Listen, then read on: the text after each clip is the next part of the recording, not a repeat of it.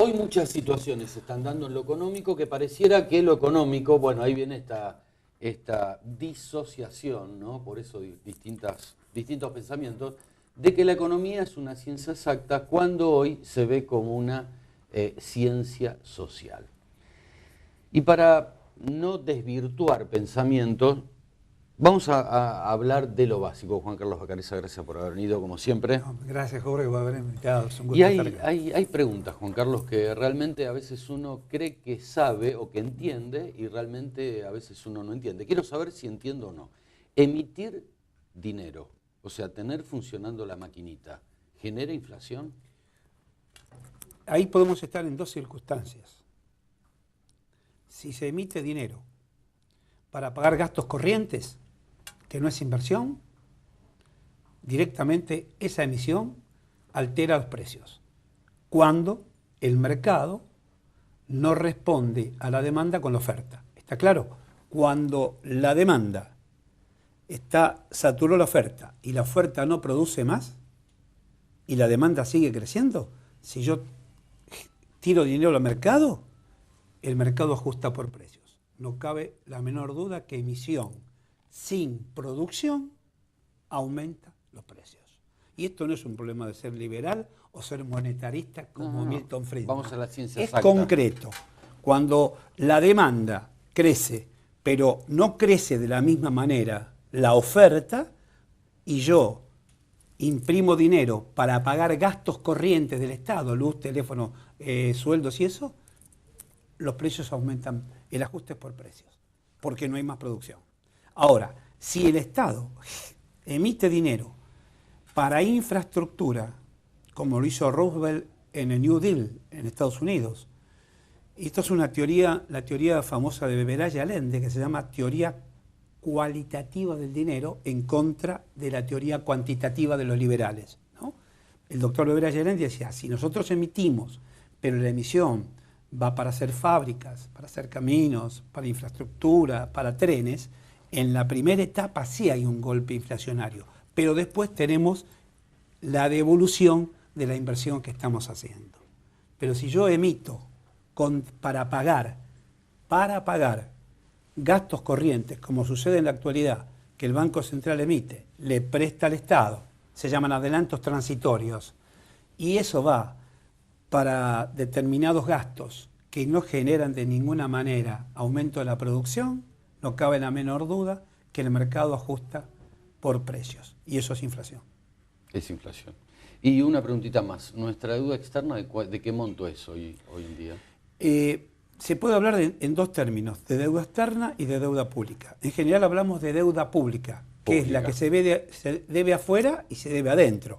El Estado debe, es deuda pública. Claro. El Estado debe. ¿Cuánto debe? Página del Ministerio de Economía, 30 de junio del 2012. Oficial es esto. Oficial, entrar en la Oficial. página. 180 y algo de mil millones de dólares en total, interna y externa. Y hay 11.200 millones de dólares que no están tomados porque son los que quedaron fuera del canje.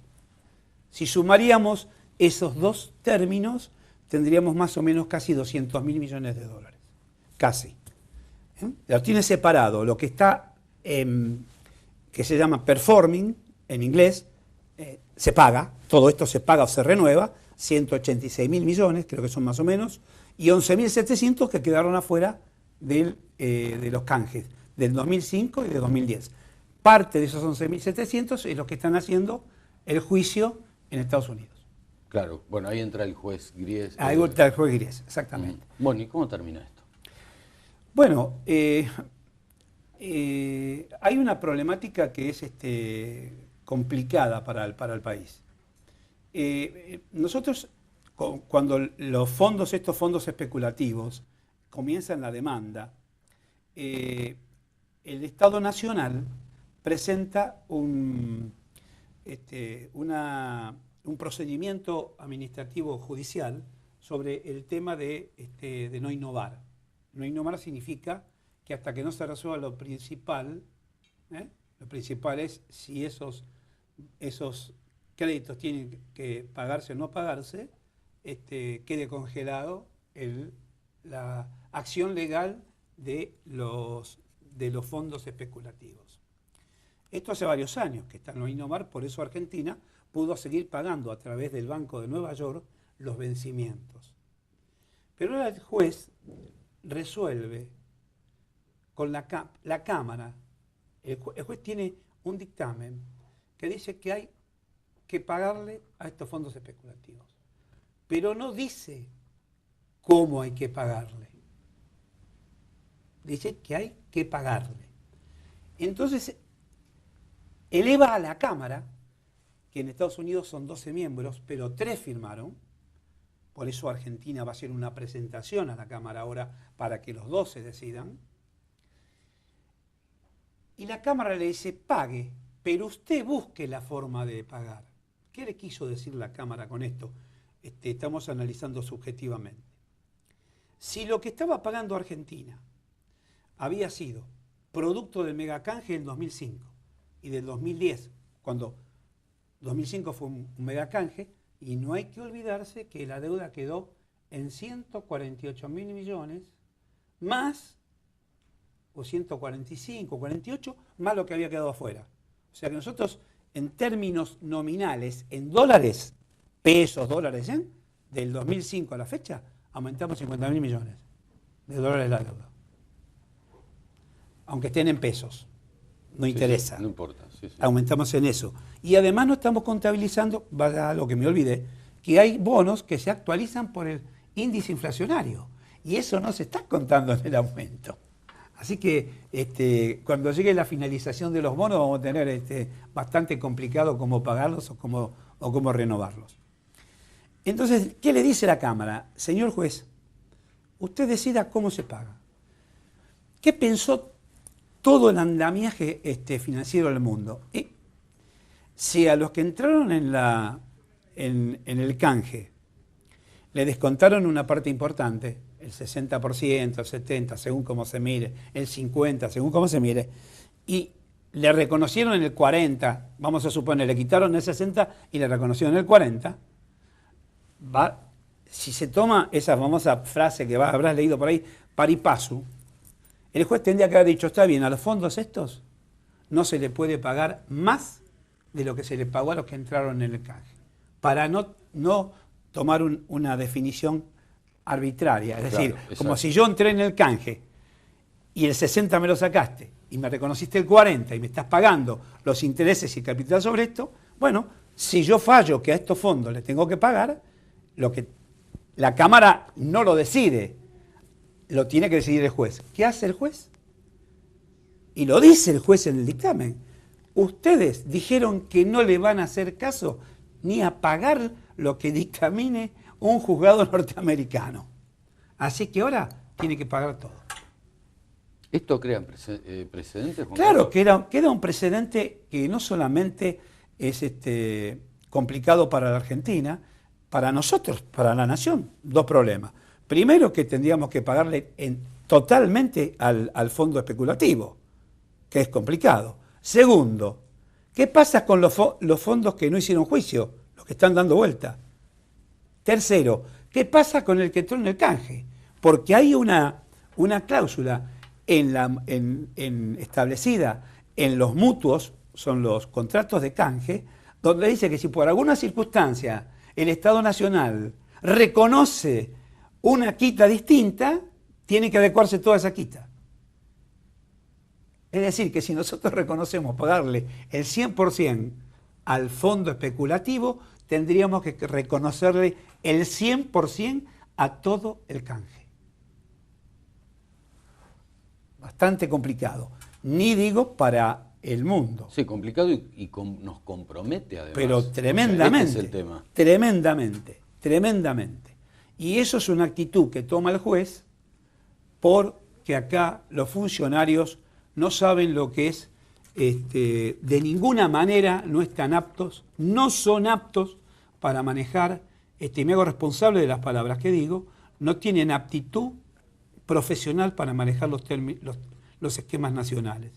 Porque, sin lugar a dudas, acá se necesita mucho de relaciones internacionales de alto nivel y no vociferar en los estrados nacionales para la interna, porque el mundo no se maneja así, a pesar de que personalmente yo puedo tener diferencias sustanciales con el mundo liberal y de los monopolios y los oligopolios, pero siempre hasta los estados nacionales más fuertes se manejan con mucha prudencia. Y acá no nos hemos manejado con mucha prudencia. Y de rebote podemos perjudicar el canje de la deuda griega, el canje de la deuda de Portugal y el canje de la deuda española, que iban a hacerse con quita. Si esto queda como un precedente que no va a haber quita, es bastante complicado, no solamente para la Argentina, porque todos los que cobraron ya van a decir, ¿por qué al fondo le pagaron sin quita al fondo especulativo y a nosotros sí? Hay una cláusula en el contrato que firmamos que dice que si se cambian las condiciones a futuro y favorecen a los acreedores, nos tienen que pagar la diferencia. Imagínate en qué lío nos hemos metido. Juan Carlos, si hay posibilidades de que se dé marcha atrás, a pesar de las firmas, quizás es una obviedad esto que te digo, pero digo, ¿hay alguna posibilidad que se vuelva hacia atrás? Que es el reclamo del gobierno. El gobierno tiene un camino. Primero, actuar ante la Cámara, que firmaron 3 jueces y no 12, y después si no apelar a la Corte Suprema norteamericana, estadounidense. Pero dicen que la Corte Suprema nunca... yo no soy un estudioso de los fallos de la Corte Suprema norteamericana, pero dice que es bastante difícil que revierta un fallo de un juez. Y además hay una actitud del juez que se siente de alguna manera agredido intelectualmente cuando desde acá se dijo que no se va a pagar nada por más que lo ordene un juez norteamericano. Y el juez está haciendo valer la fuerza que tiene Norteamérica en el mundo, ¿no? Un juzgado norteamericano no es como un juzgado de un país, pero si no podemos sacar la fragata Libertad de Ghana, ¿cómo vamos a dar vuelta? Esto es lo que me preocupa a mí. Ojalá lo demos vuelta. Yo pretendo, ojalá que la Cámara decida otra cosa o la Corte Suprema diga, no, señor juez, está bien que le pague, pero en la misma proporción que a los otros, que la misma proporción a los que entraron en el canje, que sería lo más justo eso. Seguro. Pero no podemos sacar un navío militar, no lo podemos sacar de Ghana. Imagínate dar vuelta a un fallo de un juez norteamericano. Ojalá el hecho suceda, todos deseamos por lo que suceda, pero no hay que olvidarse de algo. Yo escuché por ahí que cuando se nacionalizaron, se privatizaron las cajas de jubilaciones, las AFJP invertían en bonos públicos, en bonos del Estado. Yo quiero aclarar que eso fue una exigencia, no fue un acto voluntario de las AFJP, porque cuando se hicieron las AFJP se estableció cómo tenían que invertir el dinero que recaudaban mes a mes. Y un 50% del dinero recaudado tenía que ir a bonos del Estado. Y el otro 50% estaba determinado, tanto en bonos provinciales, tanto en bonos municipales, tanto en acciones. Estaba estipulado que, que el dinero salga. Exactamente. ¿Y sabes por qué, Jorge? Porque al haber privatizado las AFJP habían producido un agujero fiscal de 4.000 millones de dólares al año. Entonces lo recuperaban de nuevo de las AFJP dándole títulos públicos. Pero no fue por voluntad de las AFJP, sino fue porque el ministro Cavallo sabía que al hacer eso le generaba un bache impresionante a las finanzas estatales. Exactamente. Entonces, cuando se habla de historia económica hay que saber bien de lo que se habla de historia económica. Yo traje el libro, no sabía que me ibas a preguntar, pero traje el libro que nosotros hicimos, el No Robarás, que es 2003 primera edición, 2005 segunda edición. Y acá en el 2005 nosotros tenemos, no sé si la cámara me podrá tomar, tenemos el detalle de los bonos que se emitieron ¿Y bajo qué circunstancias se emitieron? No se toma, pero nosotros tenemos bonos emitidos bajo las leyes norteamericanas, hasta japonesa, y en distintas monedas. Entonces, y acá está cómo esa emisión de bonos afectó a las AFJP. ¿Sabés cuánto tenían las AFJP de los bonos que nosotros hicimos canje? El 38% tenían las AFJP. Prácticamente casi 50% lo teníamos en la propia Argentina. Entonces no fue un canje fabuloso, tremendo, impresionante, porque de 190.000 millones de dólares que teníamos, le debíamos una parte importante a los organismos internacionales, que esos no entraron en el canje. En realidad en el canje entraron 81.000 millones de dólares, de 200.000. Entonces, los números son concretos, como decís vos. Hay cosas que las ciencias sociales son importantes, pero los números son los números. Entonces, cuando se habla de esto, cuidado, porque se puede deformar la información. Valga la redundancia de los términos. Sí, ¿no? sí, seguro, pero se entiende. Juan Carlos Bacareza, gracias. No, gracias a vos, Jorge, como siempre, muy amable. Pausa.